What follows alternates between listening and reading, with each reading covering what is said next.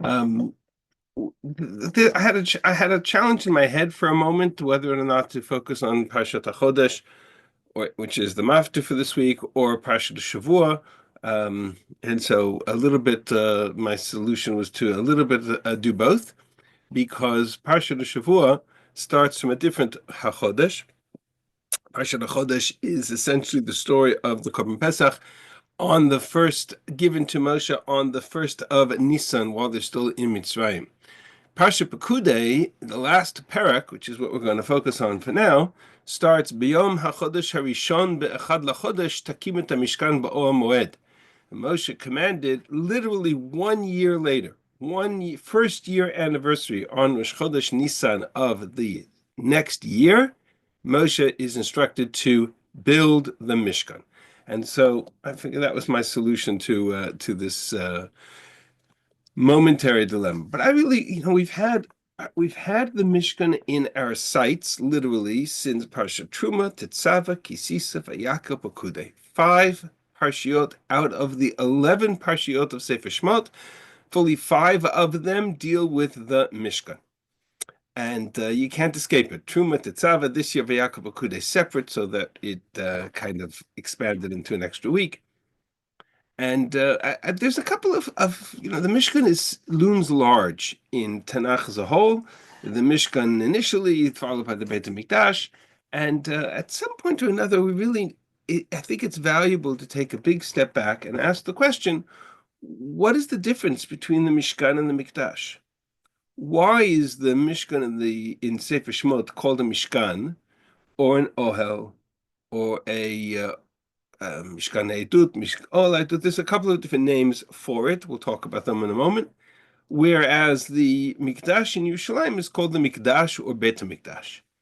Wherein lies the difference? And the question is particularly acute because if we go back to the beginning of the story, which is right at the very outset, beginning of Parshat Truma, we have Vaydaber Hashem el Moshe lemor. And by the way, all the sources are on the source page here, and some of them are translated. I didn't translate most of the texts that we're going to look at that are in Tanakh. I did not translate because I'll show you them on the screen with translation. But the things that are like the Rambam, I've included that are translated. So that's how the source page works. But we're going to work off. So you can either follow in the source page, or we'll jump to that in a moment. Actually, while we're here, we might as well stay here. Shmot Perek Chavhei, the beginning of Parshat Truma, begins Ve'asuli Mikdash V'shachanti B'tocham. The very mitzvah that appears at the beginning of this whole sequence, Truma, Tetzava, Kisisa, Vayakov, Pekudei, begins with the declaration Asuli Mikdash. Make for me a Mikdash. Whatever Mikdash means. Functionally, it's very similar to the Mishkan, and part of what we're going to have to figure out is there a difference between them, and what that difference is, and what the perception of that difference is, because that's really what I wanted to address today, is from the Mishkan to the Mikdash, what's the difference between them? But certainly from the outset, we're told to build a Mikdash, and from that point forward, for the rest of Chumash, for the rest of really Sefer Shemot, Vayikra, Bamidbar, Devarim, all the way through until Sefer Melachim, it's never this structure that they build, whatever they do with it, it's never again referred to as a Mikdash. It's referred to as many different things.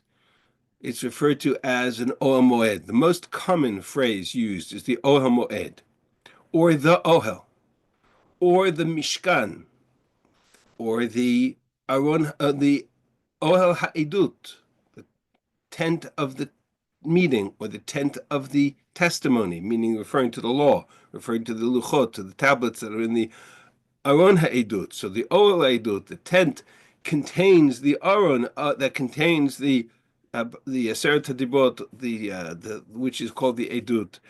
B'chodesh harishon b'echad hachodesh takim et hamishkan ohel moed. So Moshe is instructed to build the Mishkan, the tent of meeting. V'samta shamat Aron ha'edut, and placed there the Ark of the Testimony, and therefore it's called the Aron HaEdut, or the Ohel HaEdut, or the Ohel Moed. And we'll see where those words and names come from. Uh, Till the very end of the parak, kind of the conclusion, if you will, after he puts it all together, is Vayichas Anan et Ohel Moed. The cloud, the Shechina, covered the tent of meeting. Uchvod Hashem malet hamishkan. God's Shechina filled the Mishkan. So the two terms that are synonymous, used back and forth, are either the tent of meeting, we'll see what that refers to, or the tabernacle or the Mishkan. And the translations are very confusing because what's the difference between a tabernacle and a sanctuary? But the Mishkan is a place for the Shechina. That's what the word means. Mishkan from the word Shechina or Lishkon. And the oil is a tent for the meeting between God and man, let's call it for now. Moshe couldn't enter the Ohel Moed because Shechan alav Anan. Again, the language here is it's classic Lashon Lefela Lashon. It's fascinating, the alliteration. It says initially the cloud covered the tent of meeting and the Shechina filled the Mishkan. Moshe couldn't enter the Ohel Moed because Shechan alav Mishkan, Shechan alav Anan. Mishkan. Then it talks about the cloud on the Mishkan. And it's referred to as a Mishkan, it's referred to as an Ohel Moed. It's never referred to again as a Mikdash. And that's correct. I mean, it's never called a Mikdash. The only structure that will ever again be called a Mikdash in terms of the role that the Mishkan played is the Beit HaMikdash that Shlomo Melech will build in Yerushalayim. And the only reference is this one in Shmot Perek Chav Hey, the very beginning, and it's called the Mikdash. So the Mefarshim asked the question, why is it called the Mikdash here? If the mitzvah for the rest of the Chumash is referring to it as either a tent or a tabernacle or Mishkan or an oil, why is it here referred to a Mikdash? And there are different answers that are given. Rashi says it's called a Mikdash because it's a Beit Kedusha. It's a house of holiness.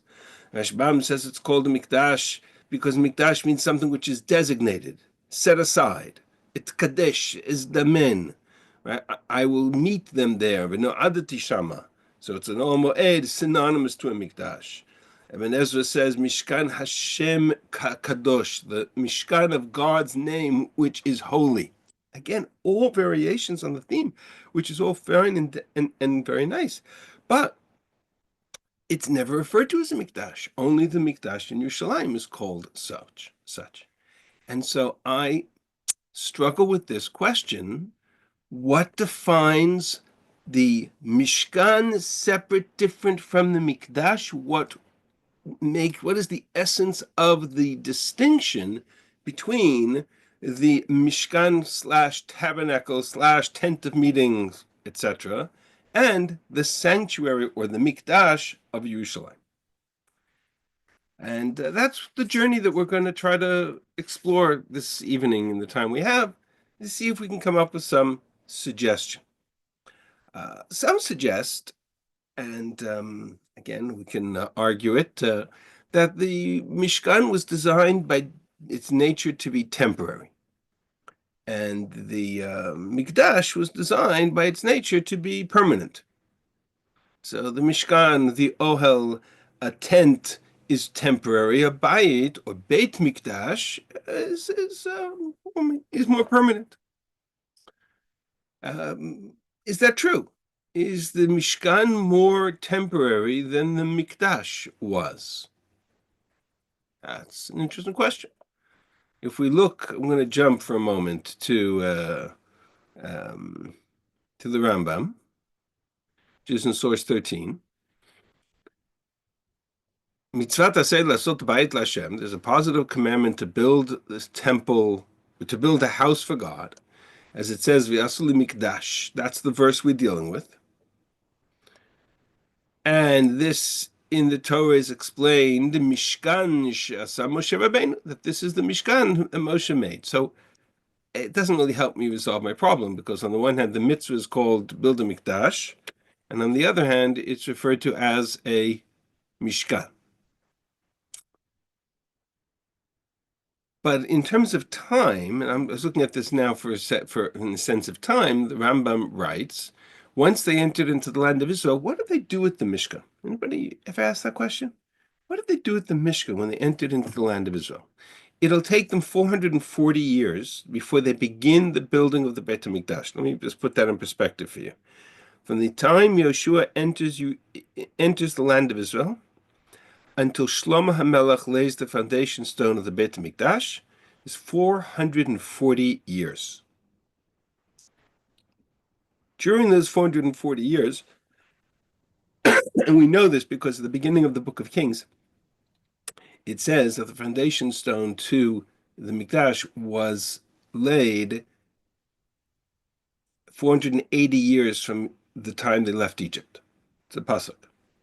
So that's 440 years from once they entered the land. What did they do with the Mishkan for 440 years? So the Rambam writes, the Mishkan that they came into the land of Israel, Hemidu Gilgal, they put it in their initial base camp, which was in Gilgal, in the beginning of Sefer Yeshua. If you're those who were taking my Yeshua course, we're going to deal with that. And there it sat for 14 years, at Baras Veshana.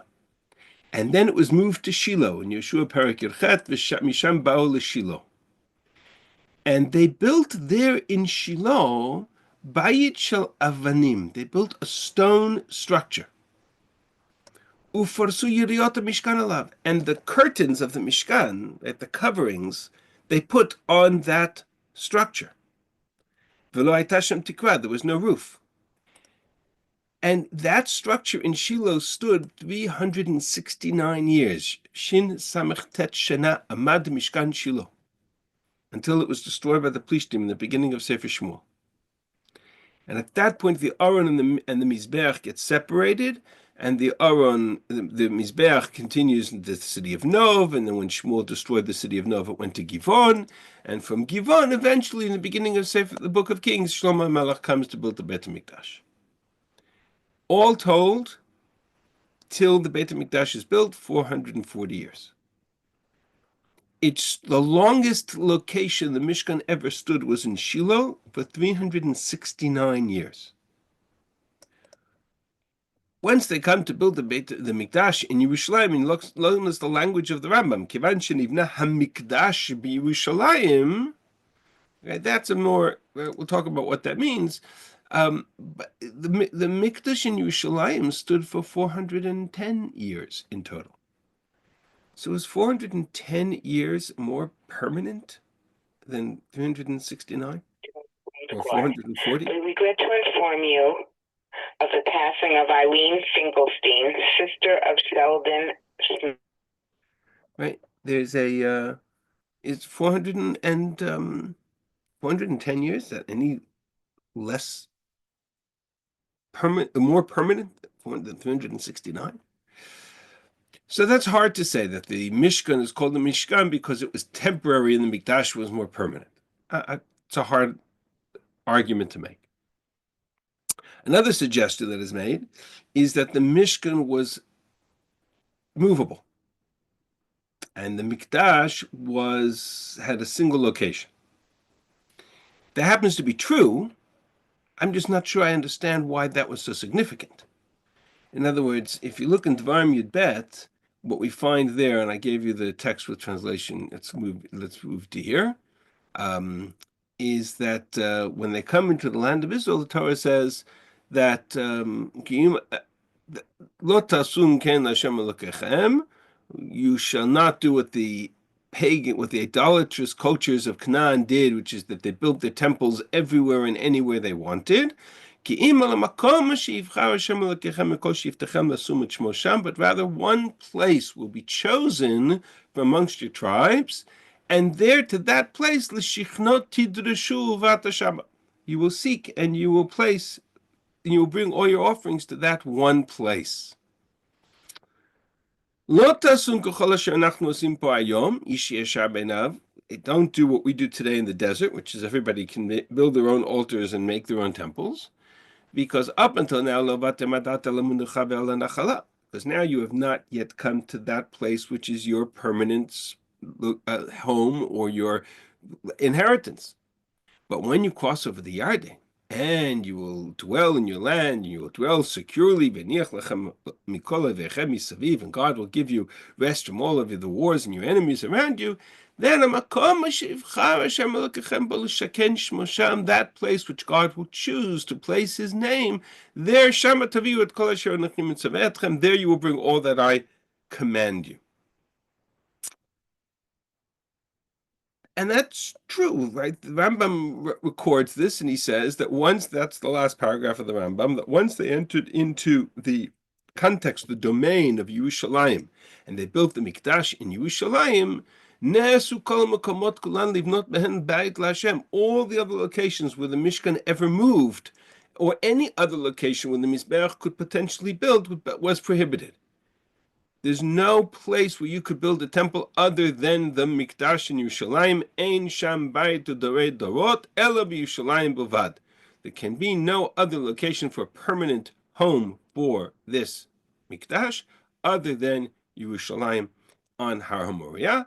That becomes permanent. But that doesn't really answer my question. Because my question is, what is the nature of the difference between a Mikdash and a Mishkan? And all we've said is that the Mishkan now has a permanent home. Does the Mishkan having a permanent home make it into a Mikdash? What's the difference? Why is one referred to as a Mishkan and the other is referred to as excuse me, and the other is referred to as a Mikdash? Is its permanence such a factor in the definition of what it is? So this is a complicated question, and I'm not sure anybody really addresses it head on that I've seen. There are various nuances between the Mishkan and the Mikdash, but to define it is a question that has been a source of something I've struggled with to try to come to terms with.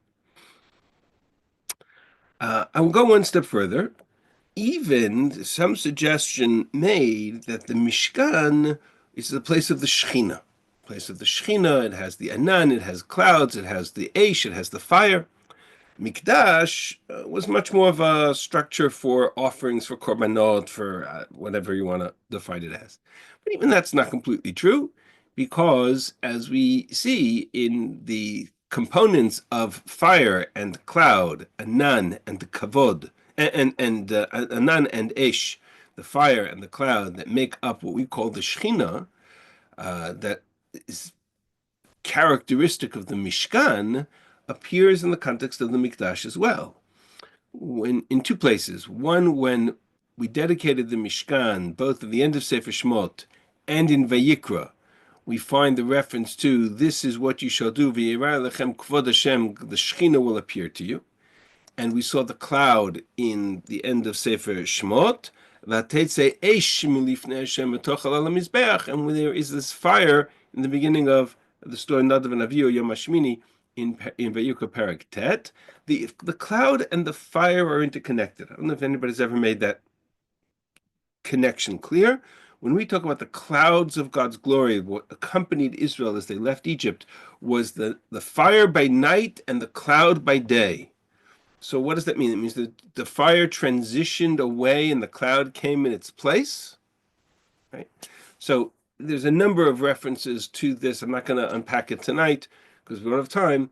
But the simplest answer is that the cloud is not what we refer to as a cloud, like a rain cloud, but the cloud is a cloud of smoke. And the Eish generates the cloud. So you have fire that generates a cloud. The Eish is an Eish Ochelet, is a consuming fire. The cloud is not. One is a manifestation of Midat Hadin, and the other is a manifestation of Midat Harachamim. One is judgment, one is merciful, but essentially the Eish and the Anan are two manifestations of the same phenomenon. In one of the Hakafas on Simchas Torah, on Hoshana Rabbah, we refer to the Anan Eish, the cloud of the fire. Right. So the Eish generates the cloud. You see it in the Avod of Yom Kippur, when you bring the fire pan into the Kodesh HaKodashim, you put the incense in the fire pan, you put the fire in, and the cloud, and the Anan is generated by the fire, the smoke that fills the Kodesh HaKadosh. Why do I mention that? Because in the book of Kings and in the book of Divrei Yamim, when they dedicated the Mikdash, when Shlomo Melech dedicated the Mikdash, you find exactly the same verses.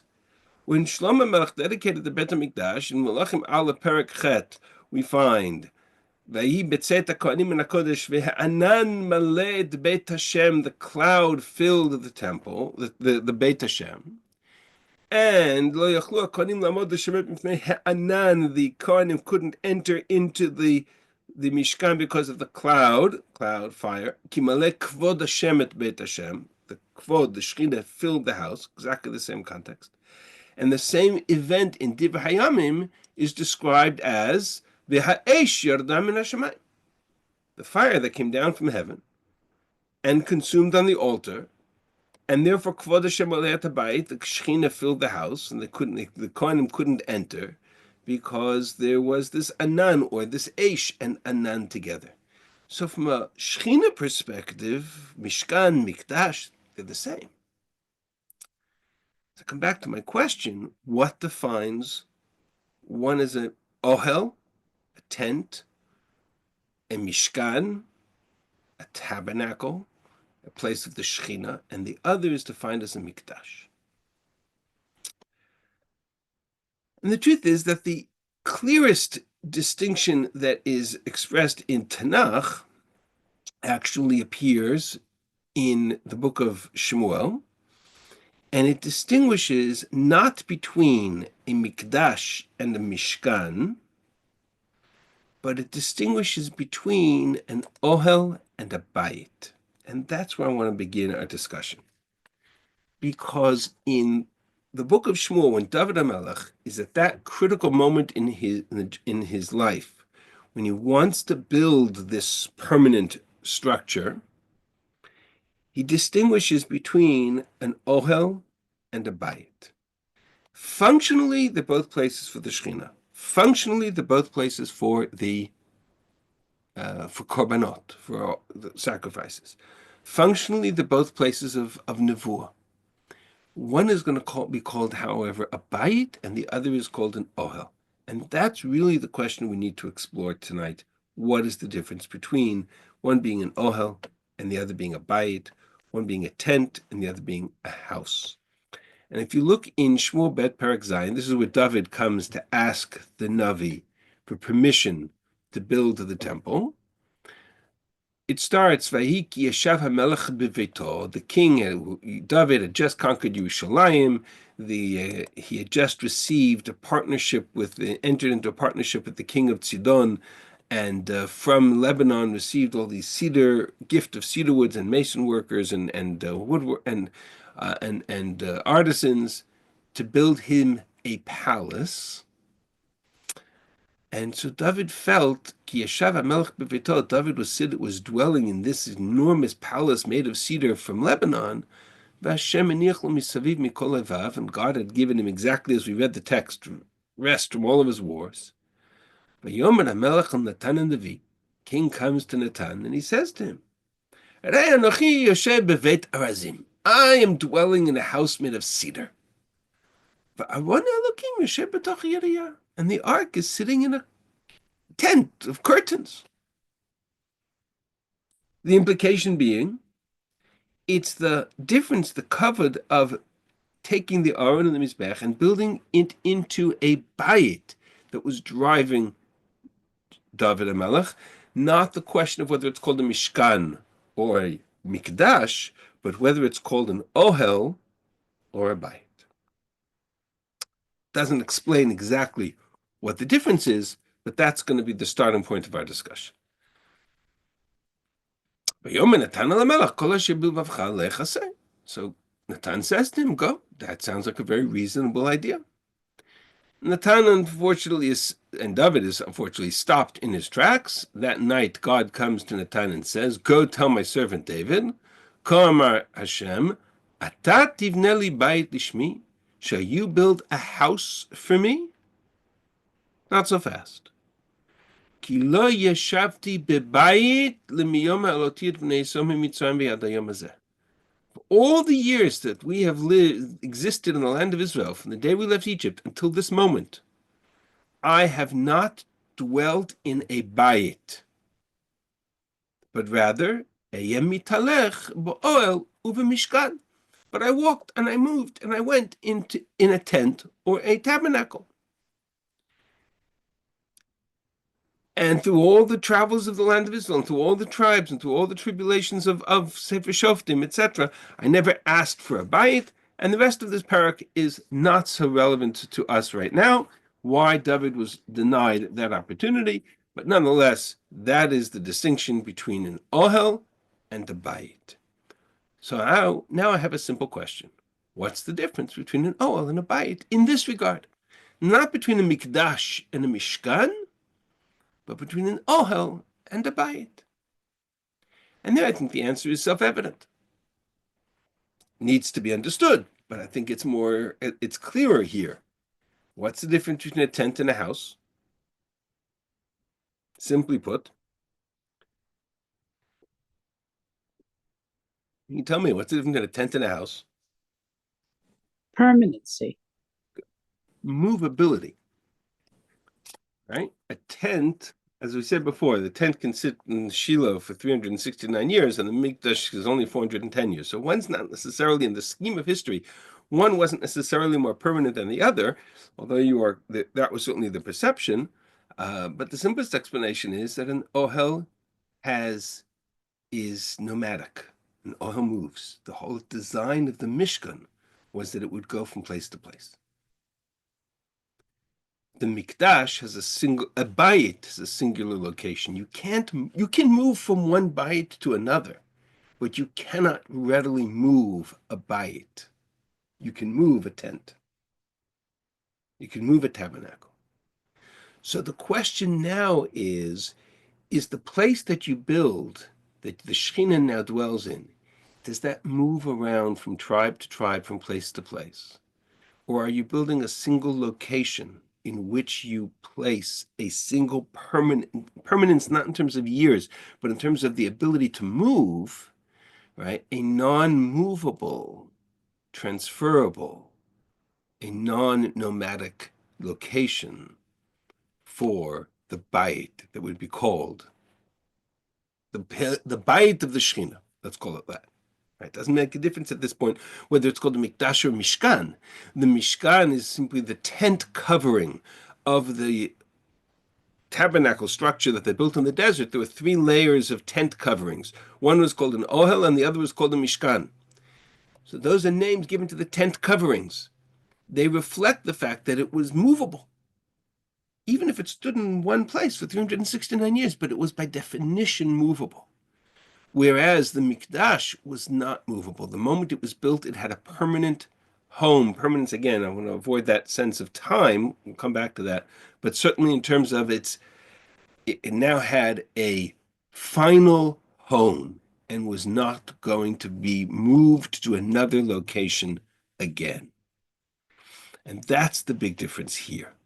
The question, of course, is why is that significant? That's really the issue, is what's the difference between a movable Mishkan and a non-movable Mikdash? That's a question we're going to explore in the second half of this year tonight. But that's reflected in the Rambam. That last paragraph of the Rambam, when he writes, Kevan shenivna hamikdash b'Yushalayim, once the Mikdash in Yerushalayim was built, Ne'asu kol hamikomot, no other place was now allowed to be used to build the Mikdash. How long it would stand there, how long it would stay there would be dependent upon us, but it could no longer be transferable. You couldn't say, okay, the Mishkan was destroyed in Shiloh, we're going to move it to Givon, or we're going to move it to Nov, or we're going to move it to this location. It's either in Yerushalayim or it's nowhere. Because it now has a permanent home. It's now a bayit, no longer an ohel. The one who reflected this idea most directly was Shlomo HaMelech. And he does so in a very unique way. Misread misunderstood its significance, but nonetheless, he does so in a fascinating way. Because if we go back to Sefer Shemot for a moment, and I asked you to summarize all the pieces that are in the Mishkan. What's in the Mishkan? What makes up all the pieces? Right? You have a structure, an outer structure, an inner structure, a chatzer, the kodesh, and then within that structure you have an inner sanctum from the holy to the holy of holies, the kodesh to the kodesh hakodashim, and the furniture of the Mishkan. What makes up the furniture of the Mishkan? You have a mizbeach, you have a shulchan, you have an altar, you have a table, you have a menorah, you have the ark. You have if we go kind of zoom out from the Mizbeach on the outside, the Mizbeach on the inside, the Shulchan and the Menorah further in, and then into the Holy of Holies, you have the Aron, and in that Aron, on top of that Aron, you have the Kaporet, and on top of the Kaporet, you have Kruvim, and inside the Aron, you have the core of it all, which is the Edut, the Luchot, the Edut. And this last parak, that we read this in the end of this week's parsha, literally pulls it all together. Build the Mishkan, and there you'll put the Aron HaEdut, and then on top of that Aron you'll put the Parochet, and there you'll have a Shulchan, and then you'll put a Mizbeach, and then you'll put a Menorah, and then you'll put a Kior, you have a wash basin for the Kohanim, and then you build a Chatzer around it, and you have all the pieces. What are the pieces that make up the Mikdash in Yerushalayim? So here's the fascinating piece. What makes the bayit permanent versus the oel, which is movable? You have a kodesh, and you have a kodesh HaKodashim. It's called the Echal and a Tvir, but the names change, but the functionality is the same. And you have an Aron, and you have a Kaporet, and you have Kruvim, and you have a Shulchan, well, you had many Shulchans, and you have a Menorah, you had many Menorahs, and you had Mizbeach. In other words, and you had a kior, you had a wash basin. It was a little bigger. It was called a yam. It went from a bowl, from a cup to an entire sea. Right? It was bigger. Everything was bigger. Everything was more grand. But functionally, the furniture of the Mishkan was the same furniture of the Mikdash. Wherein lies the key difference? Do everybody follow the question? And in Shlomo Melech's eyes, when Shlomo Melech built the Beit HaMikdash, there was an answer to this question. If you want to reflect the permanence, the sense that this is a bait and not some movable tent structure, he built one structure that existed in the Mikdash that did not exist in the Mishkan. Anybody know what it was? Roof. Somebody say it again? A roof. Yes, he built a roof, but that's not a structure. And that's a wall. not a kli. He built an additional set of kruvim. Oh, well, I thought the Evan Ashtia. The Evan Ashtia is by Masoret. There's an Evan there, but he didn't build it. What he built was an additional set of kruvim, and I want to show you those kruvim. Fascinating. If we look at the kruvim as they are described in the Torah, let's go back to Shemot Perek Chafhei.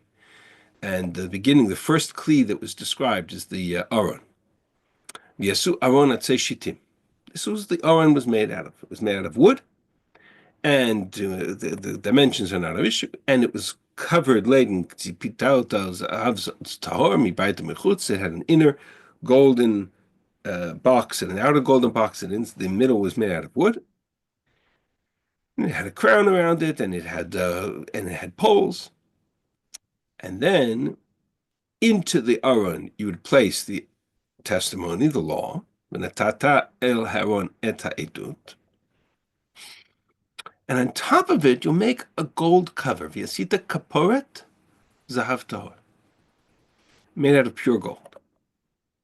V'yasita shnaim kruvim zahav. And out of this kaporet, out of one solid piece of gold, mikshat ta'aseotam, you made two kruvim, beaten, carved out of a block of gold. There was one structure, the cover for the Aron, together with these two gold statues that were meant to reflect the angels or the kruvim that would represent the chariot of God's throne. And they were on either end of the kaporet. Each one of these two kruvim sat on either side of the cover of the ark. These kruvim had wings, right? What the role of these wings are not clear, but these, we'll see. These wings faced up. They had their wings spread facing up. They were covering their face, the wings were covering their faces, the faces were towards each other, and looking down at the kruvim, at the aron ufnehem ishal achiv ala kaporet, looking down, and the wings covering on top. And this kaporet structure, this cover, together with the kruvim, sat on top of the aron. Is that clear? That image. You've all seen pictures of the aron, I'm sure. There it is.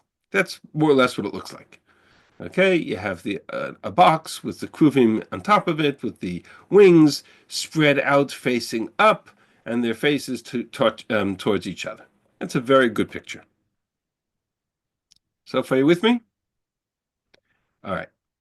Let's jump to the Book of Kings, Perek Vav, and see what Shlomo HaMelech does with this. Now, Shlomo is building the Bayit. He starts in chapter 6, 480 years from Yetziat Mitzrayim, to begin the building of this structure. And the entire structure is made out of wood, wood from Lebanon, some cedar wood. Okay, I'm not going to get into the Bayit, Vibanto. And even at the Bayit, there's an outer house, there's an inner courtyard, there's a devir, builds this whole structure. I want to jump to this is all part of the structure. The height was enormous, the width was enormous, it was significantly larger than anything else. The devir is what we refer to as the Kodesh HaKadoshim, the Holy of Holies. Vayas b'devir shnei kruvim atzei shaman. Inside this devir, he built 2 kruvim made out of olive wood. Eser amot komato, 10 cubits high, between 15 and 20 feet high. A picture of it? There might be a picture of it. This website has this interactive video. You can kind of, which is an AI creation of what it looked like. So there might be a picture of it in there, but I'm gonna for now leave that. What were these 2 kruvim? Look at the dimensions. They were 10 amot high, 10 cubits high. 5 amot knaf hakuva echad v5 amot knaf hakuva shenit. Each one had wings. The wings were 5 cubits. The dimensions of the entire devir, the entire Holy of Holies, was 20 by 20 cubits. That was the length and width. It was a box, 20 by 20 cubits. Each kruv had a 5 amot wide long wing, and it had 2 of them. And therefore, eser amot miktzot knafav ad ktzot knafav. It was 10 cubits from one end to the other of the wingspan of each kruv. The eser b'amar kruv hasheni, and the second kruv also had a wingspan of 10 kruv amot wide. Midah achat v'ketzav achad l'shnei kruvim. The 2 kruvim were identical. They stood 10 amot high, and they had a wingspan of 10 amot wide. But the devir, the Holy of Holies, was 20 amot by 20 amot. So what did they do? They put the kruvim in the inside house, in the devir, in the Holy of Holies. ויפרסו את כנפי הקרובים ותיגע כנף אחד בקיר וכנף הכרוב השני נוגעת בקיר השני. And they put the 2 kruvim side by side, not facing each other, but side by side, so that they were designed with their wings spread out, 5 amot wingspan times 2 for each of these kruvim, meant that the kanfehem el toch habayit nogot kanaf el kanaf. Their wings touched each other in the middle, and their wings touched the walls at either end. In Divrei Hayamim, it adds one more little dimension, which is that they were omdim al raglehem. They stood on their feet, meaning they didn't stand on top of the aron. They stood on their feet. And they faced the bayit, they faced the sanctuary. They didn't face each other because they were side by side. So take a big step back for a second and ask a simple question. If you listed all the differences between the kruvim of the aron and the kruvim of the mikdash, the kruvim of the aron were made out of gold and they were carved out of the cover of the ark. The kruvim of the mikdash, of the Beit HaMikdash, because that's what I'm arguing, is that it's not the Mishkan Mikdash difference, but the Ohel versus Bayit that is the key difference. The kruvim of the Beit HaMikdash were made out of wood, which is the same material that the walls were made out of. They were covered in gold. They stood on the floor. They didn't stand on top of the aron. Their wings were facing outward and not upward. We'll see what that means in a second. Their wingspan went wall to wall, the width of the Kodesh HaKadoshim itself. In other words, what's the difference between the kruvim of Moshe and the kruvim of Shlomo Melech? In a word, to borrow an analogy, it's the difference between an area rug and wall-to-wall carpeting. It's the difference between a part of the kalim, it's part of the structure. The aron was movable. If you took the aron, when in Sefer Shmuel, they took the aron into battle. It was captured by the Plishtim. When they took the aron into battle, the Philistines, the Plishtim looked out and they looked at the kruvim atop of the aron and they said, "These are the gods of Israel." They saw the kruvim. The kruvim were part of the aron. If they took the aron into battle, the kruvim were part of that structure. The kruvim of Shlomo Melech were built into the walls themselves. It was part of the house. It was part of the bayit. They went wall to wall. They stood enormous with a wingspan. They're not portable. They're not portable at all. In fact, they were built before the kalim were built. They were built before the aron, before the shulchan, and before the menorah. They were built as part of the structure. They were built in. They were built in. They weren't furniture. They were part of the house itself. But if they're the core of the centerpiece of the mikdash, they were built into the walls. Essentially, what Shlomo Melech was doing was he was saying, this is a permanent bayit. This is not an ohel, this is a bayit. And if an ohel, your aron, your kruvim were temporary, were portable because the aron was portable, a bayit's not portable. Well, if a bayit's not portable, neither are the kruvim that represent the Shechina in the bayit. Not portable. And here Shlomo makes an enormous mistake. Because what he was essentially arguing was that if they're not portable, they're also permanent. Talked before about permanence in terms of time. In Shlomo Melech's mindset, that when he built the Mikdash, he built the kruvim in such a way that the message would be that this was permanent and never to be destroyed. What's the significance for a moment? Think about it like this. And this I heard from Rabbi Meidan. Fascinating idea. What's the difference between wingspan facing outward versus the wings facing up? Why was it so important to the aron that the wings be facing up? Forsake knafayim lamalo. Whereas the wings of Shlomo's kruvim that stood on the floor and not on top of the aron were in an outward position, wall to wall. Rabbi, Yeah. the one from Beit HaMikdash was supposed to be for all the world, not only for Am Israel. We'll come to that issue in a second. Time permitting, I'll come to that question in a second. Okay, sorry. But One is for right now, it's much more functional. I just want to understand the image from the perspective of Shlomo of this of the structure of the kruvim. think about a bird for a The moment. first one is God-centric. I'm not okay, because it's facing up to God. Maybe I would say that in the context here. I think it's more, it's less theological. Bear with me for a second. Think about a bird for a moment. When a bird is in flight, when are its wings facing up? When does a bird have its wings facing up? When it's lifting. When it's lifting. When it's flying. When does a bird take its wings out in an outward position and keep them there? When it's gliding Soaring. or landing, Soaring. right?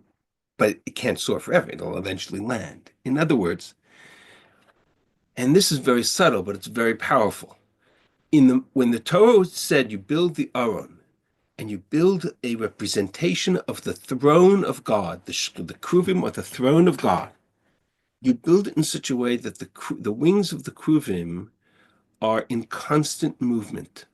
Persek nefaim lamalo. Because by definition, not only is the Mishkan, the Mishkan moves, and therefore the Aron moves. It's portable. But even if you put it in a single place, the fact that you can take the Aron out, or that you can move the Aron, or that the Shekhinah can move, is a constant threat. It basically says to Bnei Yisrael, be careful whatever you do, because the Shekhinah is in a constant state of, I'm ready to leave at any moment. Behave yourself, or I will leave. Shlomo Melech built a bayit. A bayit is permanent. And in Shlomo Melech's mind, it can never be destroyed. And if it can never be destroyed, the Kruvim are in a state of landing. We're home, we're here, it's permanent. And in that moment, he makes a very dramatic mistake. God comes to him immediately following this building, this structure. And you have it here in the sources in source 16. I'm going to actually jump into the website to see it with the translation. There's a Malachim Aleph Parak Tet. Malachim Aleph Parak Tet. When Shlomo finished the building of the Beit HaMikdash. And remember, from chapter 6, he built the Kruvim, and then in chapter 7, he built all the Kalim and everything else that he built. Vayera Hashem Shlomo. God comes to Shlomo, and he says to him, Vayom Hashem elav. Shemati et tfilatcha. I hear your prayer. Time permitting, we have 8 minutes left. I'm going to show you some parts of Shlomo's tefillah, very powerful tefillah. But his tefillah is in chapter 8. God says to him, I heard your prayer. Shemati et tfilatcha. Vet tchinatcha. And your supplication. Asher yitchananta lefnai. Hikdashti et habayit hazeh asher banita. L'sum shmi sham. So I have placed my Shechina, my Kedusha, in this bayit. And the reference here is to bayit, which he built for my name. And you built it for my name, ad olam, permanently, forever. And therefore, you and I will be sham kol hayamim. My eyes and my hearts will be there forever. V'ata. But now, know this. Im telech lefanai, kasher alachta v'levicha b'tom levav v'yosher lasot k'chol asher tzviticha chukai u'mishpatai tishmor. If you will walk with my statutes, and like your father David did, and you will act with integrity, and you will keep my mitzvot, v'akimoti et kisei mamlachta yisrael le'olam, I will establish your throne, as I established the throne of David your father, and lo yikret ish me'al kisei Yisrael, your throne will be permanent. But im tashuv teshuvun, if you will turn back, and you will not follow my statutes, and not follow my laws, and follow the ways of other gods, then what will happen? I will destroy Israel from upon the land.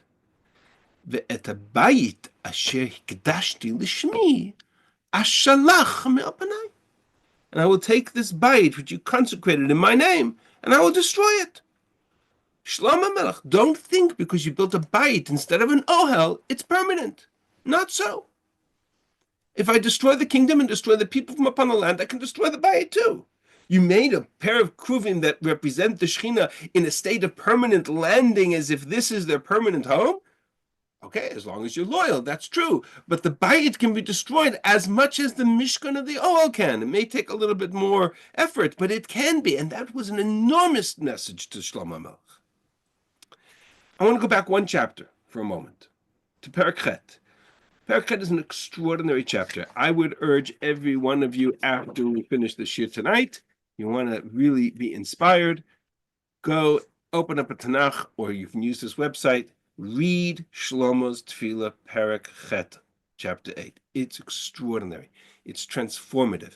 He describes what the purpose of prayer is all about. And one of the things that's really remarkable is that Shlomo gets it. Shlomo understood that the Mikdash was not a place of korbanot. It was not designed to be a place just of sacrifices. Its primary purpose was to be the central conduit for the prayers of Israel. This parak is not a word about korbanot. He's dedicating the Beit HaMikdash. This is the dedication ceremony of the Mikdash. We read it as Haftarah on Chag HaSukkot because it takes place on Chag HaSukkot. And he brings all the people together, and he has an enormous, and he describes it, and he brings everything in, and the kruvim, Porsek Knefayim, which is on top of the Aron, he also brought in, and he put them inside the Kodesh HaKadoshim, and he brings it all together. And then he says, Azamar Shlomo, Hashem Amar Lishkom Barafel, God dwells in darkness. I built a house for God. Machon L'Shivtecha Olamim is a place for you to live in forever. And then he starts and he says, we've never had such a concept. We've never had a bayit. This is the first time. And he goes on and he talks about the role of this bayit. I want to jump for a moment to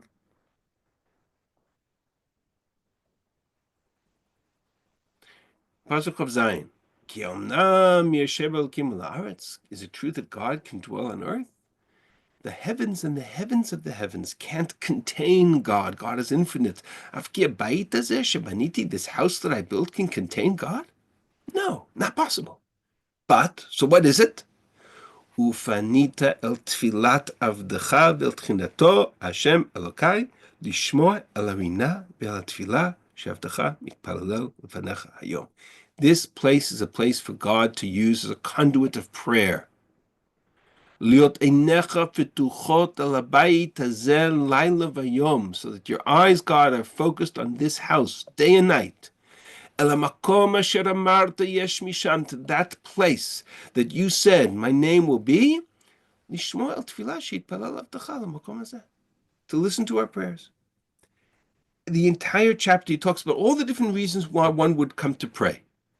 If there be a pestilence or a disease, or if one is in trouble, or if there's a famine in the land, or if there is no rain, there's no rain, there's a drought, and people will pray towards this place and acknowledge you, God. And from the heavens, God, you will hear, you will listen, you will see, and you will forgive, and you will bring them rain, you will answer their prayers. If there be famine in the land, if there be a blight, if there be pestilence, if there be locusts or grasshoppers, if any tzar, any calamity, kol tefillah, kol trina, any need for prayer, your people will pray towards this place. And you, God, in your heavens, you dwell in the heavens. But this house is nothing more than a conduit for prayer. It's extraordinary, because there's not a word about the Mizbeach or Korbanot in this whole parak. Somebody said before that it was more universal than the Mishkan. That's very true. Gam el hanochri shalom me'amcha Yisrael hu uva me'eretz uchaka. Even a stranger, even somebody who's not from your land, but he will come and pray towards you in this house.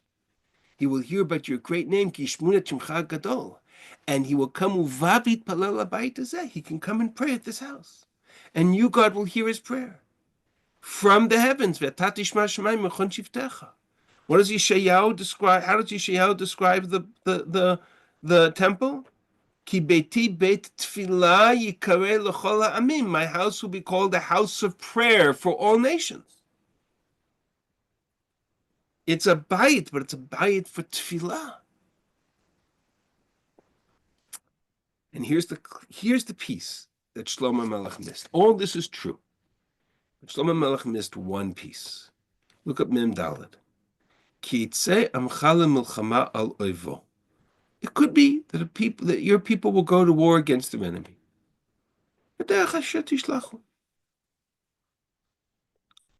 In any way that you will send them. Or actually, let's go into a different example. Let's go to Pasuk Mem Chet.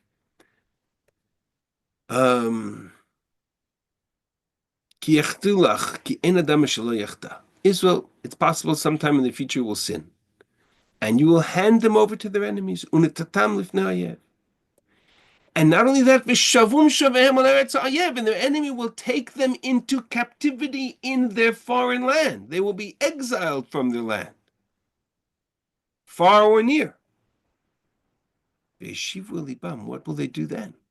They will repent and they will turn to you, God. They will pray to you. From where? They can't come and pray in the temple. They're in exile. They will pray to you in the land of their captivity.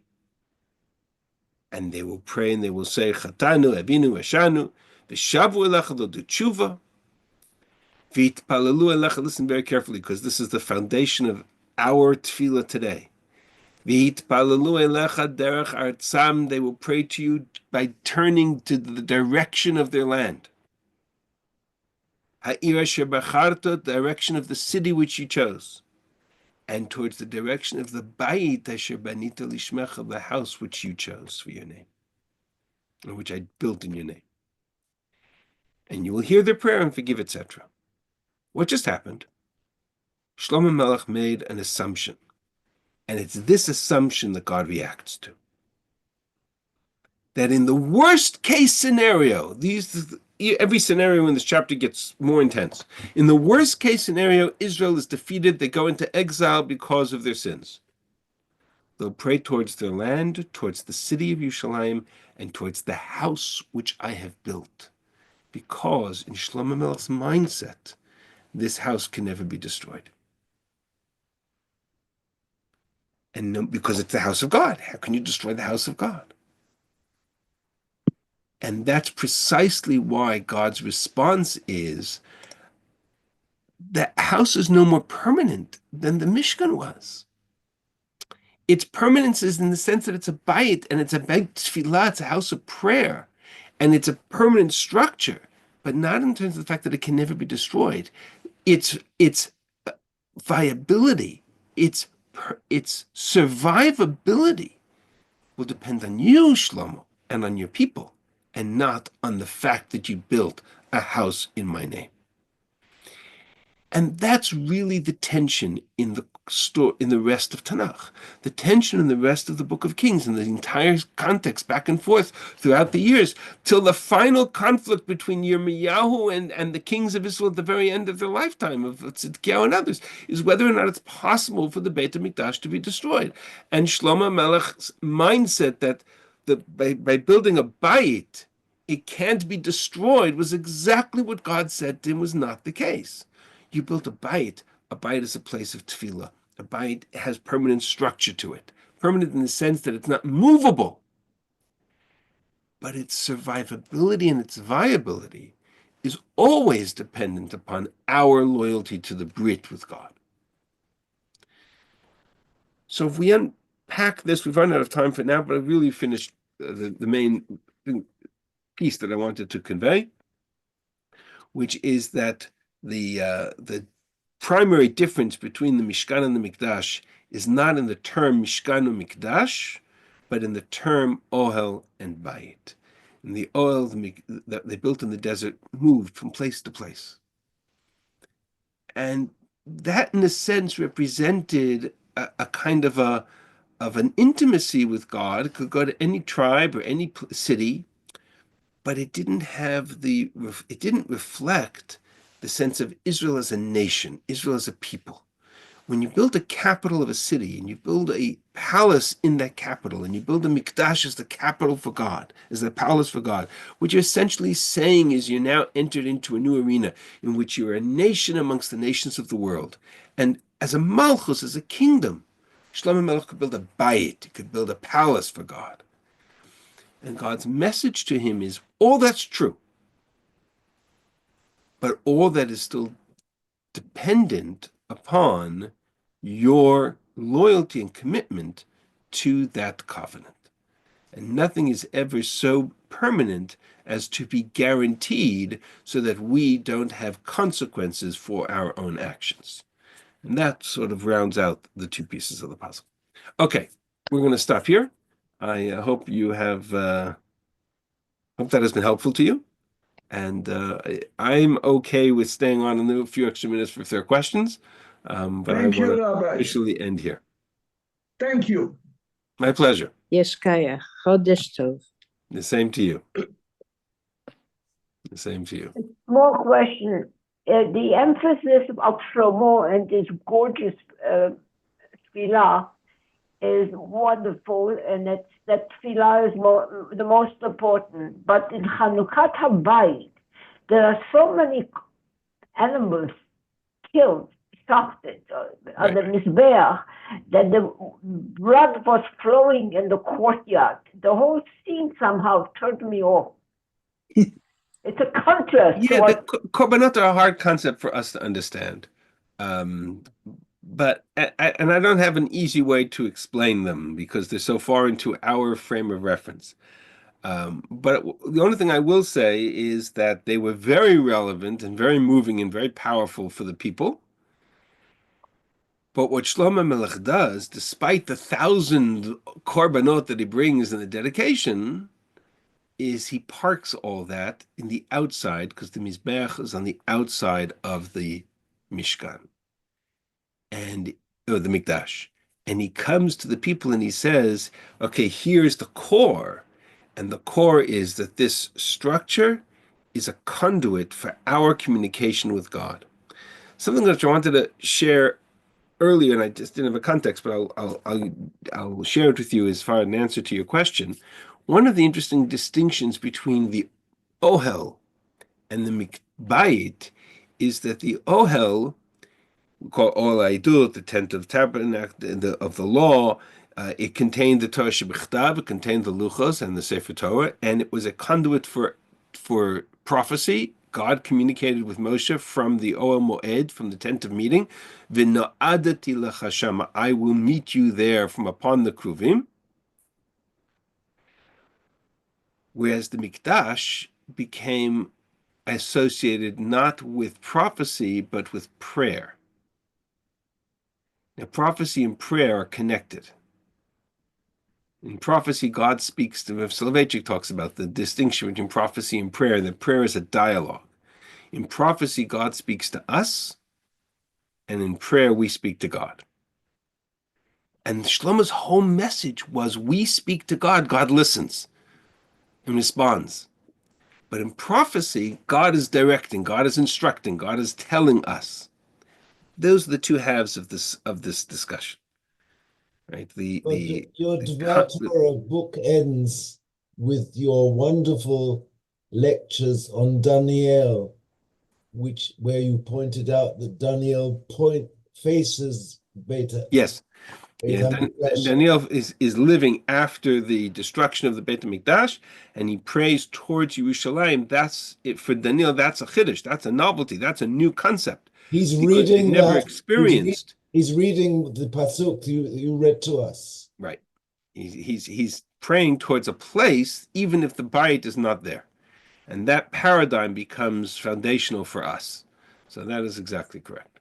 So you have bookended your lectures going from Daniel to just one wonderful. I have a feeling we talked about this then too, but that's good. Thank you. A huge shkoyach for the book ending. My Thank pleasure. you. Good Shabbos. And good Shabbos to you all. If I don't see you or speak to you, have a wonderful Pesach. Thank you.